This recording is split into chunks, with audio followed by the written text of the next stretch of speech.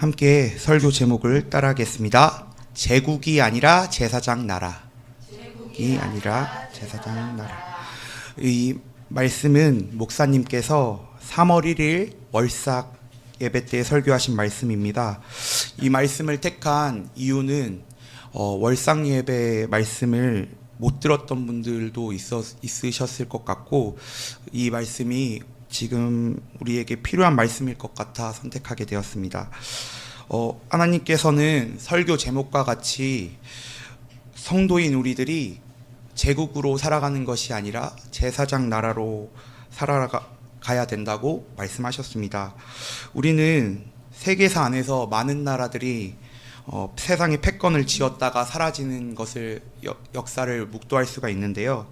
다니엘의 예언에서도 바벨론이 일어났다가 페르시아에 의해 망하고, 또 페르시아는 헬라에게 망하고, 헬라는 또 로마에게 망합니다. 로마는 어떻게 됐죠? 또 결국 야만족의 공격과 또 내부의 분열로 인해서 여러 개의 나라로 나뉘게 됩니다. 이 과정에서 수많은 영웅들이 나타났다가 또 역사에서 뒤안길로 사라지곤 했습니다. 이들이 추구했던 나라는 곧 제국이었습니다. 세상은 강력한 힘을 가진 제국을 꿈꿉니다. 그러나 말씀드렸다시피 영원한 제국은 존재하지 않고요. 또 그리고 영원한 제국의 백성도 존재하지 않습니다. 그러면 우리는 어떠한 나라, 어떠한 백성이 되어야 할까요? 오늘 본문에 하나님은 우리에게 이렇게 말씀하십니다. 19장 6절 한번 같이 보겠습니다. 너희가 내게 대하여 제사장 나라가 되며 거룩한 백성이 되리라. 오늘 이 말씀을 의지해서 어떤 것이 제사장 나라이고 또 어떤 것이 거룩한 백성인지 세상의 제국과 비교하여 여러분과 은혜를 나누기를 원합니다. 세상은 제국을 이루기를 원합니다. 제국은 무엇이냐면 강력한 자기의 나라를 세우는 것입니다. 그리고 그러한 자들이 필요로 하는 것은 강력한 힘이겠죠. 네. 그러나 하나님께서는 말씀하셨다시피 세상이 추구하는 것과 달리 우리에게 제사장 나라가 되라고 말씀하십니다. 제사장 나라는 무엇이냐 하면 곧 하나님의 나라를 의미합니다. 세상은 자기의 제국을 만들기를 원하지만 성도는 하나님의 나라의 백성이 되어야 한다는 것입니다. 혹 우리 중에 우리의 제국이 아니라 하나님 나라의 백성으로 사는 것이 매우 손해보는 일이 아닐까 하는 그런 생각을, 의구심을 가지고 있으신 분이 있으실지도 모르겠습니다. 그러나 하나님께서는 우리를 잘 살게 하지 못하게 하시는 분도 아니고, 또 높은 자리에 올리지 아니하시는 분도 아니고, 오히려 우리들을 풍요롭게 하시기를 원하시는 하나님이심을 우리들이 기억해야 할 것입니다. 그런 의미에서 하나님께서 말씀하신 제사장 나라, 거룩한 백성이 무엇을 의미하는지 한번 알아보겠습니다. 출애굽기 19장 5절을 보시면 너희가 내 말을 잘 듣고 내 언약을 지키면, 즉 제사장 나라, 거룩한 하나님 백성이 추구하는 것은 하나님의 말씀을 듣고 지키는 것이라고 말씀하십니다. 이것이 바로 제국이 추구하는 힘과 제사장 나라가 추구하는 힘이 다름입니다. 즉 제국은 자신의 힘을 키우려고 하지만 하나님 나라 백성은 하나님의 말씀을 듣고 지키는 것이 힘인 것임을 깨달아야 합니다. 그러면 왜 하나님께서는 성도가 세상적의 힘을 소유하려고 하는 것이 높아지는 것이 아니라고 말씀하셨을까요?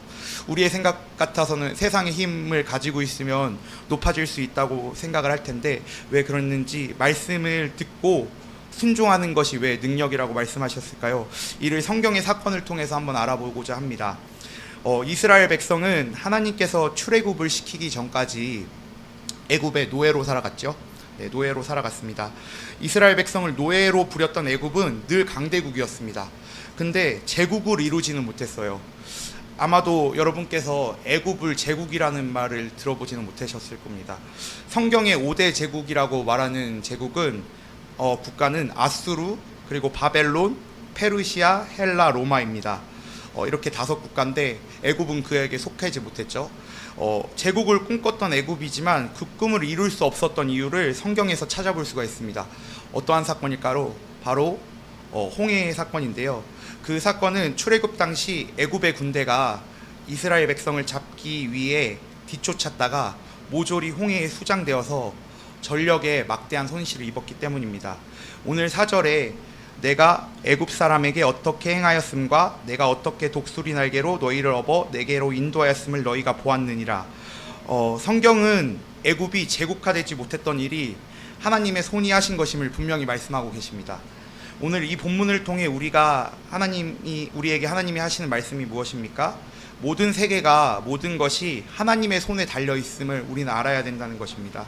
제국을 꿈꿨던 애굽이지만 하나님의 손이 치심으로 끝내 제국을 이루지 못했습니다.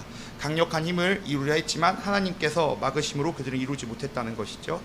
이처럼 제국이 되고자 강력한 힘을 추구하는 것이 우리의 능력이 아니라 모든 것의 주인 되시고 또 통치하시는 하나님이 말씀의 순종함이 능력임을 나타내는 것입니다. 그렇기에 우리는 오늘 말씀과 같이 제사장 나라 거룩한 백성이 되기 위해서 세상의 힘의 권세 이런 것을 추구하는 것이 아니라 그것을 위해 매달리는 것이 아니라 말씀대로 살고자 씨름하는 그런 자가 되어야 합니다. 두 번째 하나님 말씀하시는 것은 하나님의 소유된 백성의 소속으로 살라는 것입니다. 제국을 추구하는 나라는 많은 것을 소유하려고 합니다. 그러므로 다른 나라를 차지하기도 하고 또 그들의 자기 백성을 늘리기도 합니다. 그래야 큰 나라가 되기 때문인데요. 그러나 성도는 소유하고자 하는 자들이 아니라 하나님의 소유가 되어지는 자들이라고 말씀하십니다. 출애굽기 19장 5절 한번 같이 보겠습니다. 너희가 내 말을 듣고 언약을 지키면 너희 모든 민족이 내 소유가 되고 6절입니다. 너희가 거룩한 백성이 되리라. 말씀처럼 우리는 제국화되고자 하는 나라처럼 소유하려고 사는 자가 아니라 하나님의 소유된 백성이 되어야 한다는 것입니다. 그러기 위해 말씀은 하나님 말씀을 듣고 언약을 지키라고 말씀하고 계십니다. 그러나 여기서 우리가 주의해야 할 점이 하나 있는데요. 우리가 예수님을 믿고 살면서도 계속 소유, 내가 먹고 사는 문제, 그리고 그런 것에 나의 모든 것을 빼앗겨 버리면, 그것에 집중되고 산다면 실제 어려운 상황이 닥쳤을 때 반드시 넘어지게 된다는 것을 기억해야 합니다. 아무 문제 없을 때는 하나님 백성처럼 살지만 하나님이 가르시는 그 날에는 말씀의 반석 위에 말씀대로 순종했던 자들과 또 세상의 것을 소유하려고 그것에 씨름하고자 했던 사람들과는 분명히 그 위치가 달라진다는 것을 우리는 기억해야 합니다. 그러므로 이제는 우리의 목적과 기준이 바뀌어야 합니다. 어떻게 바뀌어야 할까요? 소유하려고 사는 게 아니라 말씀을 지키기 위해 살아가야 됩니다. 그래서 그것으로 기뻐해야 합니다. 그 언약을 붙들고 바른 말씀 반석 위에 서야 합니다. 그것이 우리가 사는 길임을 기억하셔야 합니다. 내가 먹고 살기 힘들다고 언약을 당장 버려버리면 제사장 나라의 백성으로 살아갈 수가 없고, 또 나의 소유를 추구하면서 어떻게든 나의 재산을 늘리고자 하는 것에 집중되어 있으면 하나님의 소유된 백성으로 살 수 없음을 기억해야 합니다. 하나님께서는 그 모든 세계가 다 내게 속하였다고 말씀하십니다. 다 하나님의 것이라고 말씀하십니다. 그러므로 우리는 더 나아가 하나님의 소속으로 살게 된다면 모든 것 주인 되신 하나님의 것 안에서 자유를 누릴 수 있음을 아셔야 됩니다.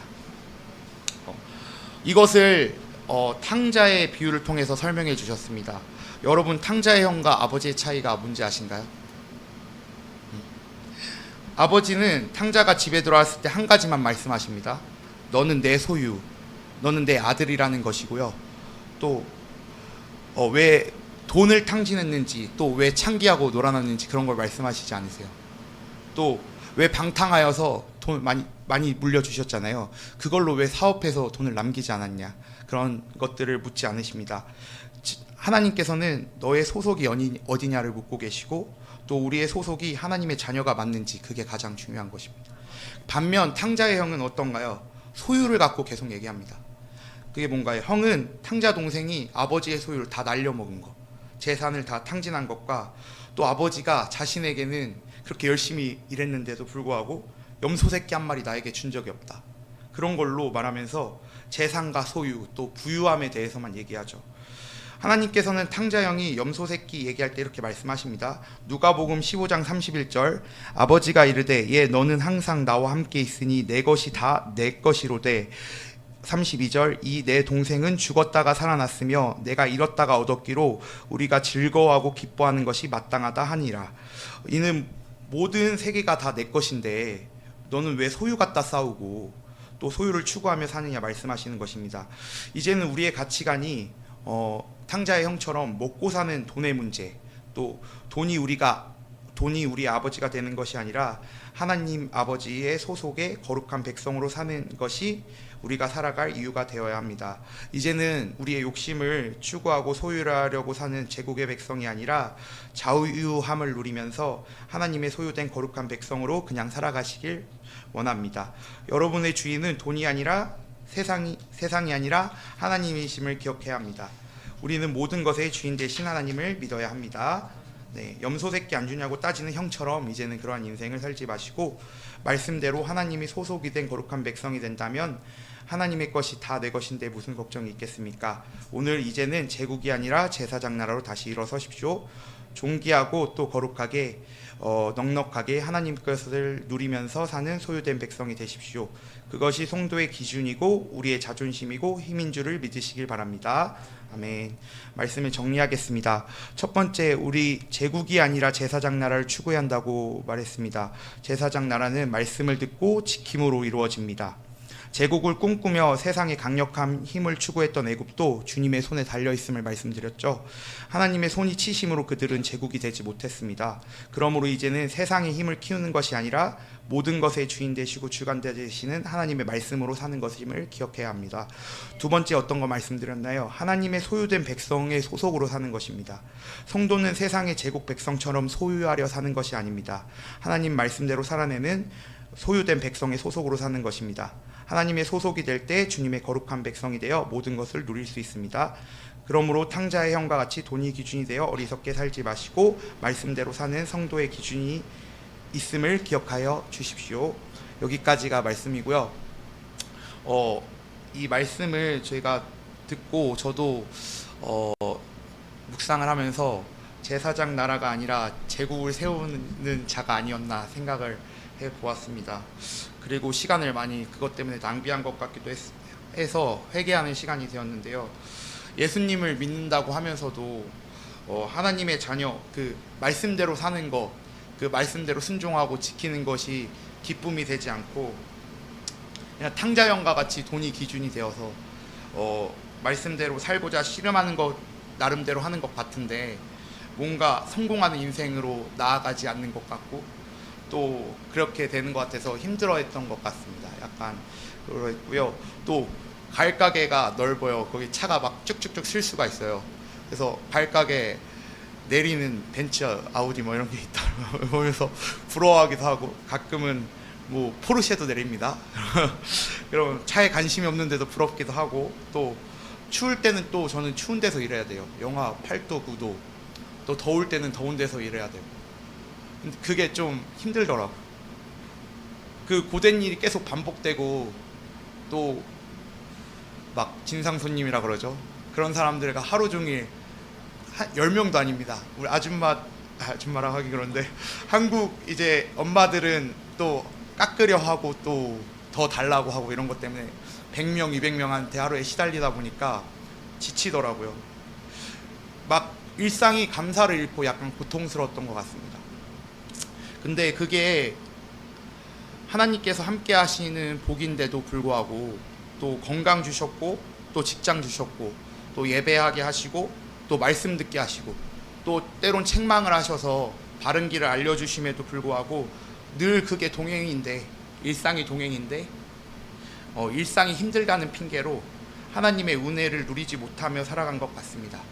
이제는 오늘 말씀처럼 하나님의 말씀 그냥 그거 지켜내는 것, 그게 성도의 자존심이라고 말씀하셨잖아요. 그것으로 기뻐하며 살기를 다짐하는 시간이 되었습니다. 요즘 제가 느끼는 것은 뭔가 자꾸 소유하려고 하니까 마음이 약간 공허해지더라고요. 그리고 해결되는 것은 하나도 없고 하나님을 의지하지 않고 내 힘으로 뭔가 해보려 하니까 더 주님 붙잡아야 되는데 나로 가득 채우려는 오히려 그런 마음만 가득해짐을 느꼈습니다. 이제는 저도 소유하려 하지 말고 내 욕심 이제는 좀 내려놓고 말씀대로 순종하는 것을 기뻐하며 주님만 의지해 보려고 합니다.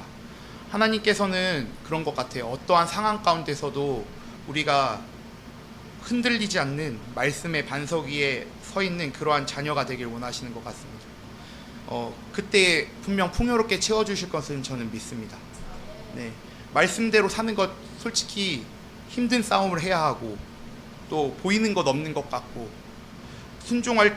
그러나 순종할 때 목사의 말씀처럼 뿌리가 깊게 내리고 또 튼튼하게 서가고 좋은 열매가 맺어질 것을 반드시 믿습니다. 여러분들도 혹시 저와 같이 세상적 성공에 욕심이 있었다면 이제는 그 마음을 버리고 하나님 말씀에 순종하는 것으로 기뻐하는 마음과 태도로 살아가보는 것이 어떨까요? 그렇게 하루하루를 주님 안에서 승리하시길 예수님의 이름으로 축복합니다. 기도하시겠습니다.